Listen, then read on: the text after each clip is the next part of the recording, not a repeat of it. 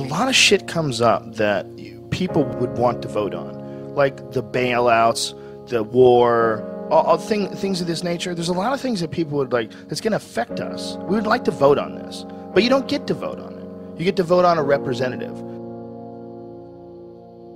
These people are going to represent you once they get into office. And think about some of the laws that are in place to protect corporations. Think about some of the laws that are in place that fuck people over every day. They wouldn't be there if people were voting for them. We all have this desire to have someone lead us. We all have this feeling where we need someone who's smarter and wiser, who represents us. You know, and when you're really fucking dumb, the problem is really dumb people, they get a say in everything too. And they're subject to a lot of tricks. They're subject to nationalism. They're subject to these kind of ridiculous rah, rah, rah America speeches that don't say jack shit. They say nothing. It's all just this cheerleading fucking event. And they're subject to it. They can't help it. They're dumb. They don't know they're being bullshitted. They grew up around dumb people. They go to work with dumb people. There's no one in their family that's interesting or asks any questions at all. And they just get sucked right into it, man. This society is so greedy, we're willing to go to war. We're willing to go places and send these big metal machines that kill people and fuck people up just so we can make more money. And the way our society is set up, I mean, I've heard it argued, and argued successfully, that our society runs on war. You know, it runs on the domination of the other parts of the world. And literally, that's the only way you can control a gigantic chunk of the globe. You have to keep everybody down, you know, and that's what our society is based on. We can't be fighting over each other because, you know, this guy's like 1 million people die in Iraq, and everybody goes, hey, as long as it doesn't happen over here. But it is, right. That is over here. It's just over here, over there. It's the same thing. It's some people you don't know that were born somewhere else who fucking got jacked. You get trapped in that whole idea of, you know, this is my team, these are my people, and, you know, someone fucking plays a country music song and throws up a flag, and I'm in. Fuck it. It feels good. Feels good to be in, right? Feels good to be, God bless America. Feels good. Singing around with a bunch of other people and you're all drinking. We're the fucking baddest motherfuckers on the planet. Woo! And that's how people get recruited. It's a clusterfuck, man. These poor fucking kids, man. Could you imagine being 18, 19, being talked into doing this shit for a bunch of bloodthirsty motherfuckers who just are trying to get whatever they're trying to get over there, whatever the fuck it is, whether it's lithium, you know, minerals in the mountains that they use to make cell phones, whether it's 90% plus of the world's opium supply, 90 fucking percent. That is a multi-billion-dollar business. And if you think these fucking industrialist cocksuckers that are running the world are going to leave that money behind, you're fucking crazy. Dude, they've got United States Army troops guarding Poppy Field. There's fucking so much heroin there. I mean, it's incredible. The fucking brother of the president of Afghanistan, his brother was selling heroin and getting paid by the CIA. I mean, god damn it. Heroin is absolutely addictive, okay? People who try heroin get hooked. Heroin is everywhere, okay? So you need to sell it. Someone's selling it. Who's selling it? I don't know, but 90% of it comes from this one place where we have to be to save our freedom. You can't criticize it, because if you criticize it, you're a shithead. You don't appreciate the troops and what they're doing for you, and that's not the case at all. I just don't like the idea of these fucking people leading us in any direction where you need to sacrifice your life. Well, I don't believe it. I don't believe them. When there's been so many fucking lies. I mean, the more you look it up, the more, I mean, you go into any of the stories on the weapons of mass destruction before we invaded and compare them to what we actually know that they really knew when they said that. It's like they did it on purpose. They wanted to get in there for whatever fucking reason. And if it's some crazy, the world is going to end if we don't stop this, but we can't tell you shit, like, I would love to believe you. I would love to believe that the reason why you're not telling us exactly what the fuck is going on is because you're really protecting us from some insanely evil thing that if we knew about it, society would collapse. But our strong, brave, powerful leaders are going to guide us without our knowledge. I would love to believe you. If you weren't all full of shit.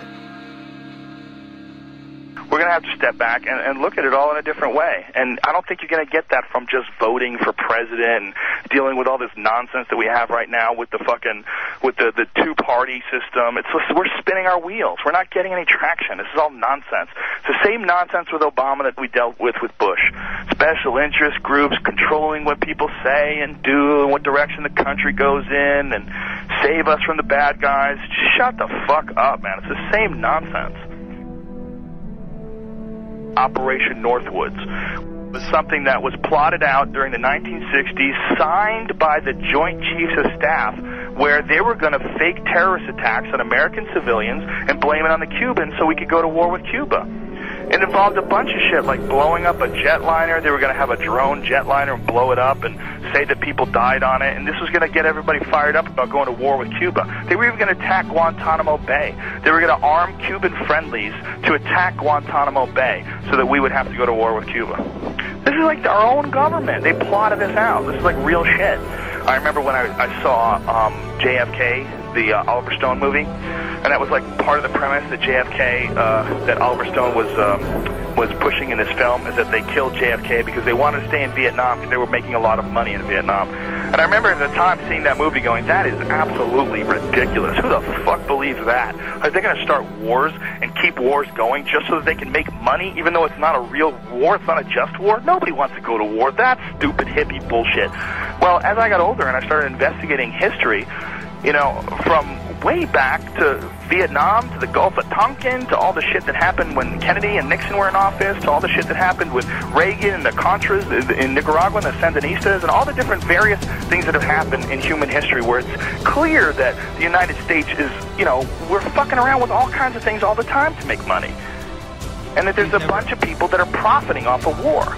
And then they're not just profiting like a little bit of money here and there. You look at like what's going on with like how much money Halliburton made from the war. We're talking like billions and billions of dollars. That's like real money.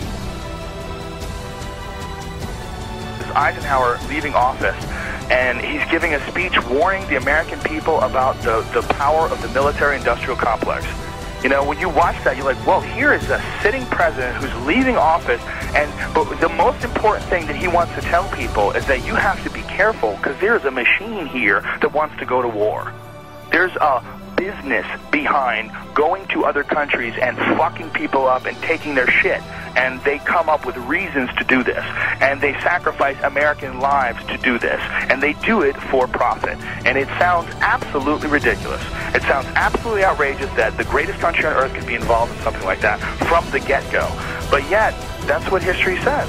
That's how it points. It points in that direction. It points in that direction that it's going in. In the councils of government, we must guard against the acquisition of unwarranted influence, whether sought or unsought, by the military-industrial complex.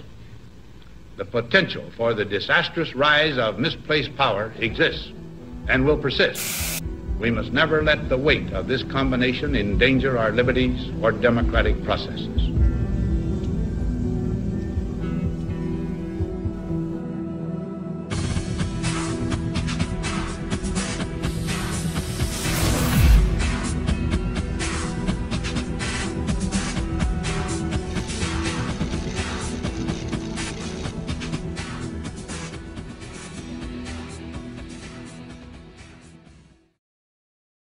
Tower 7 disturbs me the most. That Tower 7 just went whoosh, just like a controlled demolition.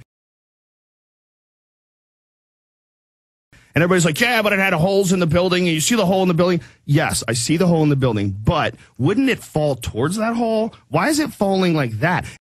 That doesn't make sense to me with Tower 7. The way Tower 7 fell, it just kinked in the middle and fell down free fall speed.